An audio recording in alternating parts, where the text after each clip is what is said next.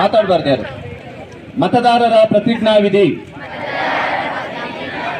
ಪ್ರಜಾಪ್ರಭುತ್ವದಲ್ಲಿ ದೃಢ ವಿಶ್ವಾಸವುಳ್ಳ ಭಾರತದ ಪೌರರಾದ ನಾವು ನಮ್ಮ ದೇಶದ ಪ್ರಜಾಸತ್ತಾತ್ಮಕ ಸಂಪ್ರದಾಯಗಳ ಮತ್ತು ಮುಕ್ತ, ನ್ಯಾಯಸಮ್ಮತ ಮತ್ತು ಶಾಂತಿಯುತ ಚುನಾವಣೆಗಳ ಘನತೆಯನ್ನು ಎತ್ತಿ ಹಿಡಿಯುತ್ತೇವೆಂದು ಮತ್ತು ಪ್ರತಿಯೊಂದು ಚುನಾವಣೆಯಲ್ಲಿ ನಿರ್ಭೀತರಾಗಿ ಮತ್ತು ಧರ್ಮ, ಜನಾಂಗ, ಜಾತಿ, ಮತ, ಭಾಷೆ ಅಥವಾ ಯಾವುದೇ ಪ್ರೇರಣೆಗಳ ದಾಕ್ಷಿಣ್ಯಗಳಿಂದ ಪ್ರಭಾವಿತರಾಗದೆ ಮತ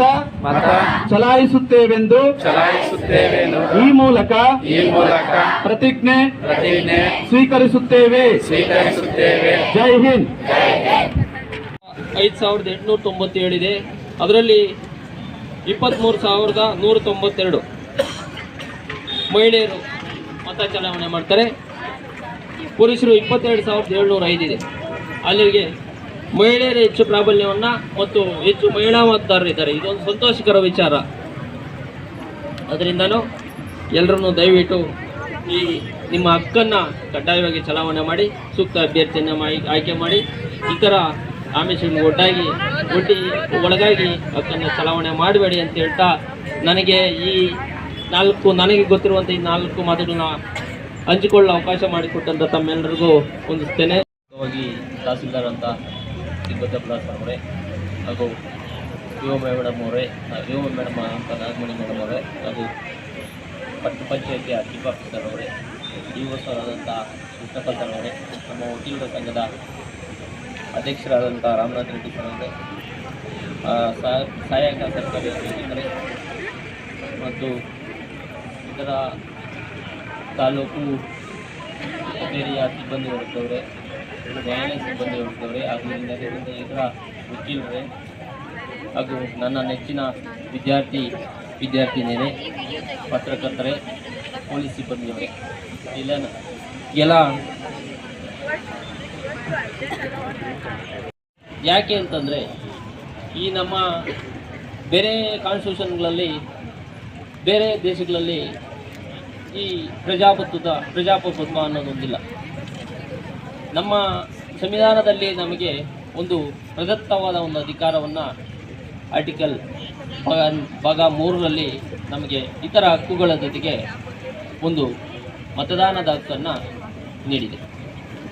ಈ ನಮ್ಮ ಸಂವಿಧಾನದತ್ತವಾಗಿ ನೀಡಿರುವಂಥ ಹಕ್ಕನ್ನು ನಾವು ಒಂದು ಅಮೂಲ್ಯವಾದ ಹಕ್ಕನ್ನು, ಮತದಾನದ ಹಕ್ಕನ್ನು ನಾವು ಅತಿ ಜಾಗೃತರಾಗಿ ಮತದಾನ ಮಾಡಬೇಕಾಗ್ತದೆ.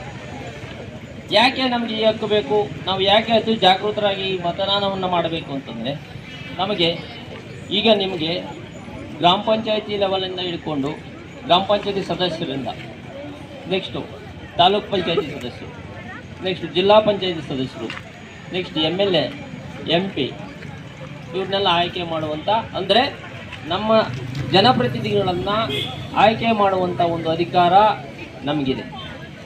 ಆ ಜನಪ್ರತಿನಿಧಿಗಳನ್ನು ಆಯ್ಕೆ ಮಾಡುವಲ್ಲಿ ನಾವು ಅತಿ ಜಾಗೃತರಾಗಿ ಮತವನ್ನು ಚಲಾವಣೆ ಮಾಡಬೇಕು. ನಾವು ಮತವನ್ನು ಚಲಾವಣೆ ಮಾಡಬೇಕಾದ್ರೆ ಅತಿ ಜಾಗೃತರಾಗಿರಬೇಕು.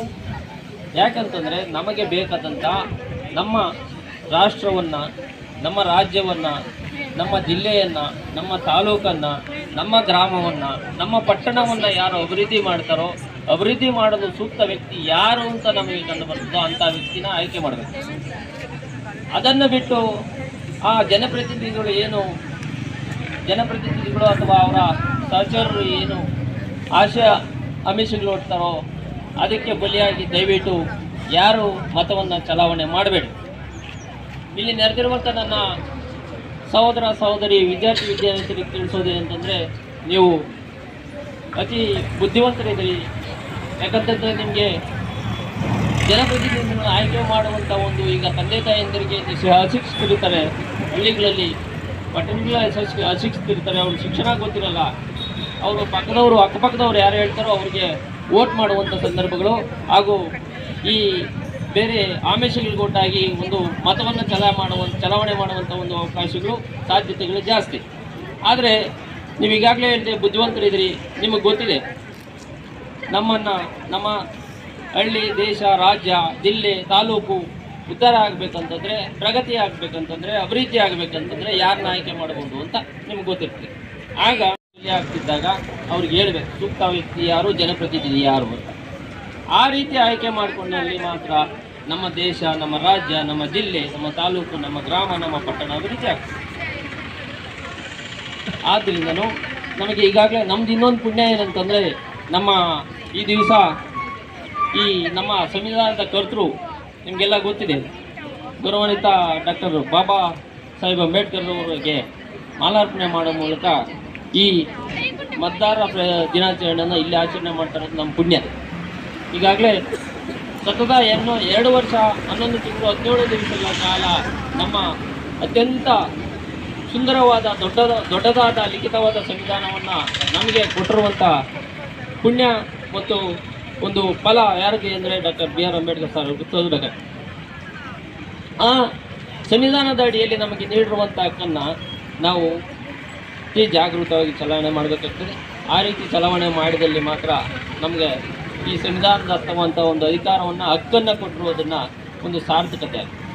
ಅದರಿಂದನೂ ಯಾವುದೇ ಆಮಿಷಗಳಿಗೆ ಮತ್ತು ಬೇರೆ ರೀತಿಯ ಅಯ್ಯೂ ಒಳಪಡದೆ ನೀವು ಈ ಮೀನು ನನ್ನ ನೆಚ್ಚಿನ ವಿದ್ಯಾರ್ಥಿನಿಯರು ಸೇರಿದ್ರು, ಸಾರ್ವಜನಿಕರು ಸೇರಿದ್ರು, ಅವರು ಹಕ್ಕನ್ನು ಚಲಾವಣೆ ಮಾಡಿ.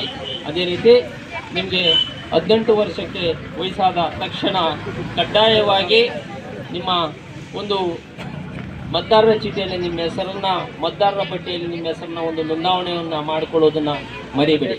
ಈ ಮೊದಲು ನಿಮಗೆ